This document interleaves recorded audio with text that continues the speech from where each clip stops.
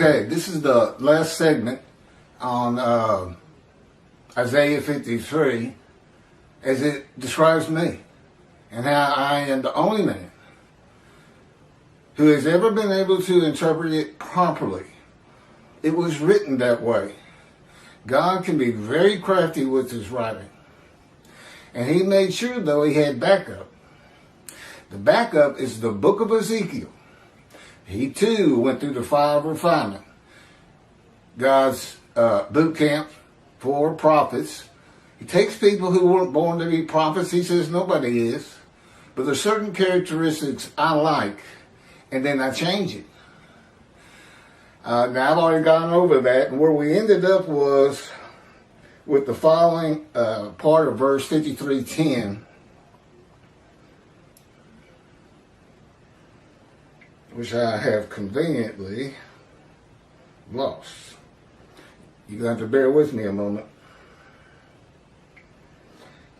And I'm going to, there was like a couple sentences left, but I'm going to read it from the top. And so there'll be a little overlap between the previous video and this one. I'm up to 3. This will be number 4. Because apparently my memory cards only hold a half an hour.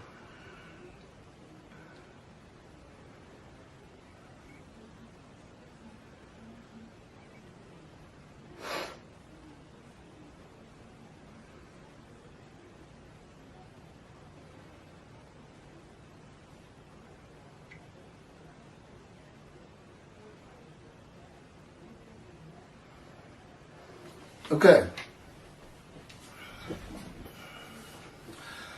The primary purpose of verse 10 is not to test the devotion. It is to make certain that the animal sacrificial atonement and worship laws of the Torah cannot be used for the man described, as the Christians do anyway, with the human sacrifice of Jesus. It is the only reason God would crush a man with disease to make him be his servant. You see, what he does is, this man's blemished.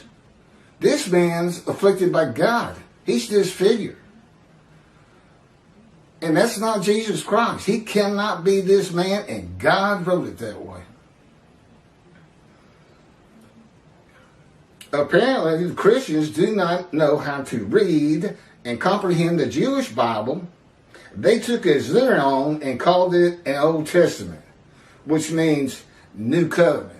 They even took your New Covenant of Jeremiah 31 of sin forgiveness and said the New Covenant is now Jesus. I think they just make everything up. I have come to note that religious people do make quite a bit of things up, including your rabbis. Messianic era came from Rambam. World exaltation of the Jews came from Rambam. King Moshiach gathers his kingdom. Rambam. None of which is in the Hebrew Bible. They're out there teaching man's word over God's word. And I'll say it again. I've been with him for 15 years, 24/7. His spirit lit upon me and entered me, and God is in his spirit. Just repeating, Isaiah 11 could just have well read, the Spirit of God and God lit upon and entered the twig of the shoot of the stump of Jesse. But he didn't. He wanted me to be able to explain it. He didn't want anybody to be able to figure it out. All of your prophets, Jewish people, every one of them, if they repeat God's words, or he talks through them or writes through them, they're men in divine beings. Not only are they prophets, they're men in divine beings. Because wherever God's presence is, so is the angel of his presence. And whose body is not human form and wings. It's the Spirit of God. Your spirit's always with you too. The angel of his presence is always with him. So when they alight upon and enter a man, and that's when you can hear God's words. Basically, he manipulates your mind so that you can hear conversation and feel you're part of it. That you're having a conversation with God. But it's a manipulation of the mind. It's not through the ear. Now, he can make you feel that it's through the ear, and he often does that with me. Okay, I'm going to carry on. You cannot offer an animal blemished or with defects. So God blemishes and disfigures the man. Now this is God's words. Now I was kind of ad-libbing. No man would refuse God, and God does not need a man's permission to make him a servant. He is God. In the book of Ezekiel, God had his spirit seize Ezekiel and made him suitable for the purposes of being a prophet to the Assyrian Babylon exile and go through his fire of refinement. He didn't have to make a deal with me. It's crafty writing. There's reasons for all of it. The offering for guilt. We're going to get into that in more detail one day. God knew what the Christians, the Gentiles who become Christians, would do with the words wounded, punished, maltreated, bruised, crushed, and chastised. And they did.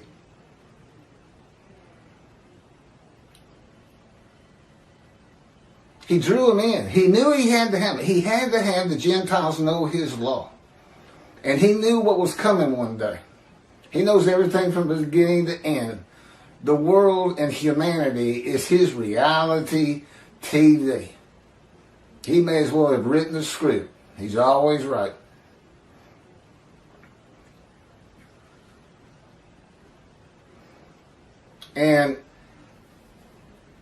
But he knew he had to have a Christian country like America. Because without that, Germany wins, people. Germany wins. And he knows these things. That probably many of you saying, why didn't he come save us? And God will tell you, why didn't you come back? I gave you land to take care of, and y'all run willy-nilly all over Europe. But anything. Everything's come together, and that's why God, because one of the covenants he brings when Moshiach's here, the covenant of friendship. He's in a very good mood. He's excited about getting back to Israel. He's excited about living with the Jewish people again, just as he lived among the Israelites, the tents of the Israelites. You know, they would say God would walk by the tents, this and that. You know who's really walking by? Moses. But God and the angel of his presence have lit upon and entered Moses. And there's 3 or 4 different clear verses in the Torah that can show you that. Where I go, I mean, he may as well say I'm walking down in the old city. But he's not walking down. He's just in me and I'm walking down. 3 persons in one body. A man in divine beings. Also known as a host of the Lord's host. And just find one of my videos on that. There's 3 verses in Joshua. And it includes the captain of the Lord's host. And you'll find out what I'm talking about. And how to identify man and human, divine beings. But every prophet was a man in divine beings. And it's another thing, of course, Judaism doesn't know. God didn't want you to know. He wants me to teach it to you. I'm the only teacher he recognizes. He has dismissed before him every rabbi, every shepherd on the face of the earth. And the only way they can come out of it is to help him straighten Judaism out, bring it to the modern era, get it out of antiquity. This is not Torah. Everything with the Torah is just fine. But the ball's been dropped too many times. Too many times people like Rambam have been listened to as though he's God. He's not. Makes a lot of mistakes.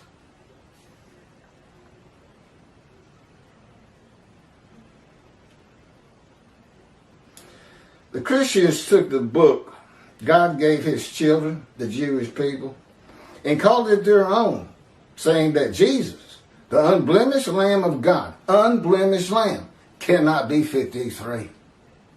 Unblemished Lamb of God is described by Isaiah 53. No, the man is blemished, with defects, receives long life, sees his children, and makes the many righteous by his knowledge. not by his blood. Isaiah 53 is a snare for the day of the Lord. Again, he needed the Gentiles to have a religion, but he's setting it up that he's now going to take it down. We're going to knock the cornerstones out of Christianity. It is going to be hard for a parent after my life's over and we get done all the things we're going to do. It's going to be hard for a parent to teach Jesus to the children because they're going to keep saying, no, everybody figured it out. It was Keith. You watch. That's how God tells it to me anyway. Isaiah 53 is a snare for the day of the Lord and God's wrath on the Christians from Isaiah 51. Pass through them from his people in Isaiah 51. All of Christianity is based on Isaiah 53. He cannot be Messiah or Moshiach or anointed one from Isaiah 11 because he's not from the stump of Jesse. He's from the banished, fallen ancestral tree of the kings of Judah. That's not the stump. The fallen tree, what was left? A stump. And that's where Moshiach comes from. Can't be 11, can't be 53, he's unblemished. The man of 53 is blemished.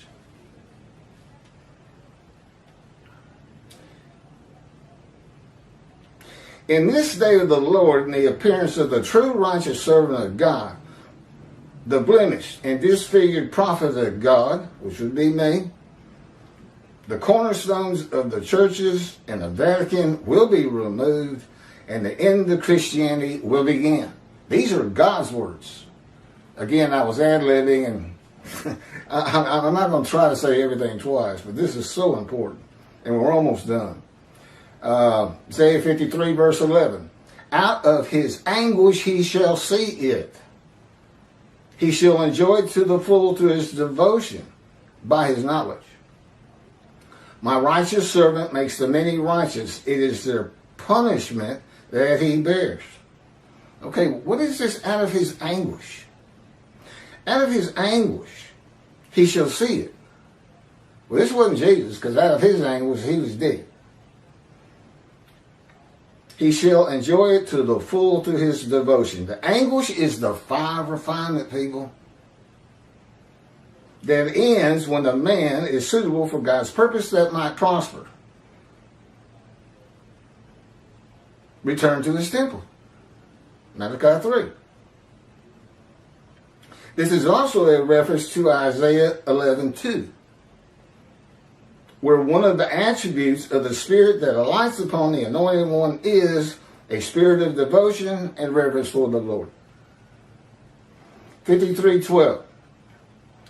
Assuredly, I will give him the many as his portion. That would be the believers.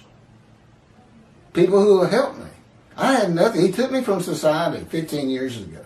I had to stop practicing law. And I'm going to need help across the board until I get on my feet. Hopefully these books will get published, royalties will come in, then things will start getting better. I'm going to need help getting them published. Basically, I need somebody who says, you need to publish this. It's got 2 covenants in it that go into effect, and we believe he is who he says he is. And somebody, a rabbi who wants to come correct and teach the books so that he gets to the scroll of remembrance and gets to see the Jewish heaven. Somebody like that with a name telling his publisher, no, you just got to do this. This has happened. This is real. I've been with the guy. That kind of thing.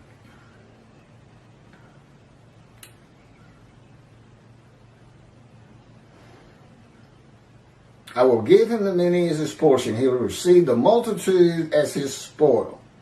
So the small amount of believers in the beginning becomes a multitude. For he exposed himself to death. Jesus did not expose himself to death. He died. That's not exposure. No, it's a crushing sickness, crushed by disease, that exposes you to death. With me, cancer. I've told you that story. And he was numbered among the sinners. Saying the man is a sinner. You ought to hear I'm not going to get into it, but have the Christians explain that that's still Jesus, but he's not a sinner.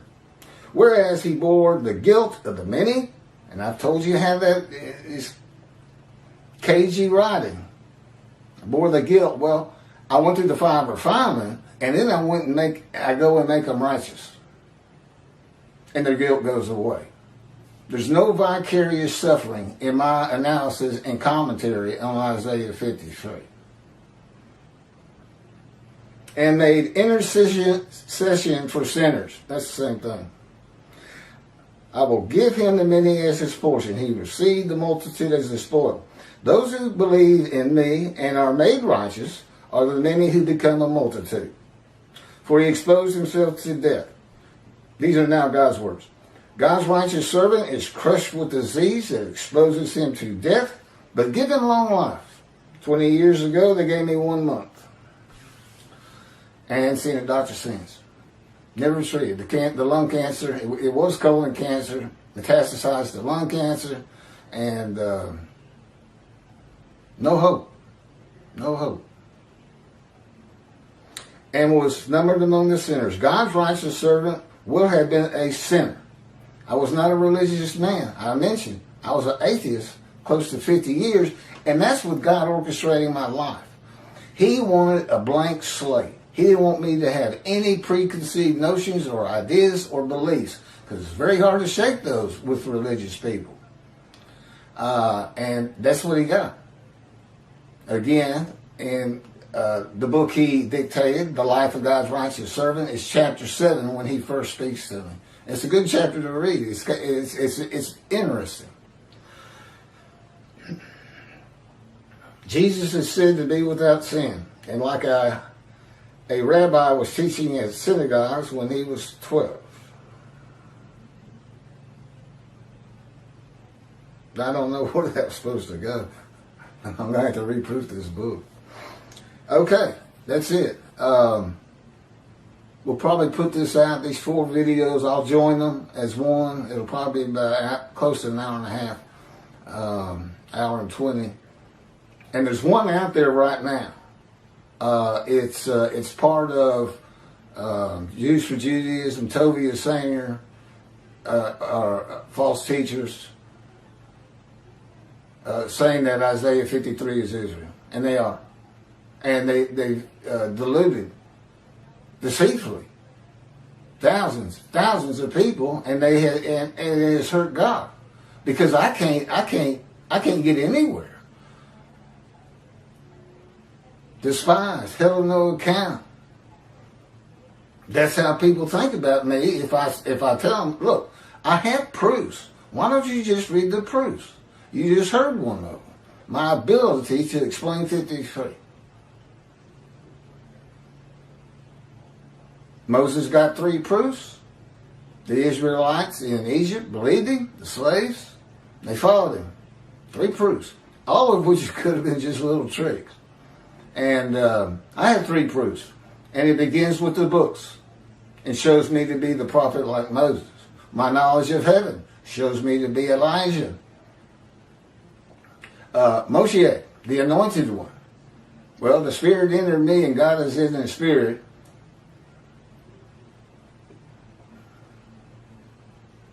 And then how I fit some of these, 53:10, crushed with disease, exposed to death, but given long life.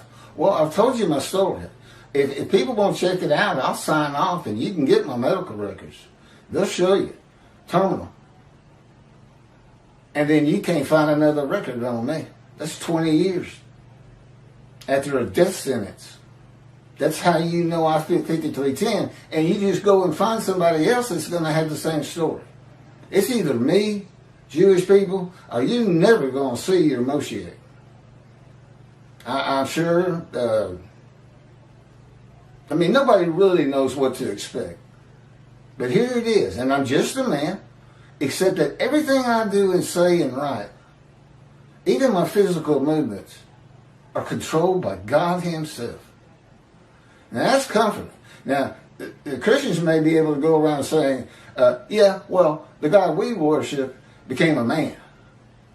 Well, God would never become a man. I got this for you. I know him too well. This is God shaking my head while he's shaking his. No, it's not going to happen. He can talk to me, through me, people. On some of these videos, you might be able to catch it.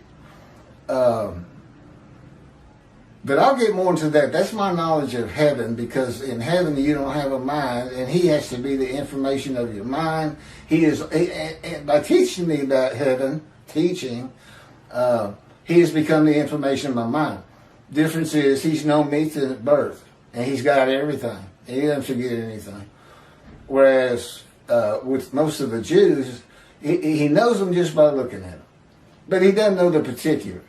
And that's why Jewish heaven is going to just be based on Judaism, Jews, Jew history, Jew food, cooking Jew food, and this and that. And there's a great entertainment, which I've already mentioned before. You get to see what happened to you, Jewish people. He showed me the beginning of the creation of mankind, when the land was barren, there was no life. And then there was life. And he said, I'm going to choose another. I said, you're not going to change it up? He said, no, this is perfectly what I want. And you're going to be able to see, there'll be different names and this and that, different things will happen, but it's going to be the evolution of the Jewish people before you. It's very interesting. Just sit out on your balcony and I'm pretty sure you'll feel like you're in body in heaven. You're not going to feel like you're a spirit, which cannot be seen. Or necessarily an angel. You won't have wings, I can promise you that, but you're considered angels. You're pure of body. Okay, that's all I'm going to do. Be sure to pass this video to anybody and everybody you can. It's so important. And I've got, utter destruction or never defeated again. I mean, that's what all the rabbis should be saying. And where's Elijah? We have to find Elijah. He clears the way. And he's the messenger with the covenant of sin forgiveness, which you have to have for clearing the way. Because you become a holy seed. Just like the exiles became a holy seed, built a second temple, and now we got another one. Not on Mount Zion, the Temple Mount, but on Mount Zion. Thanks for listening.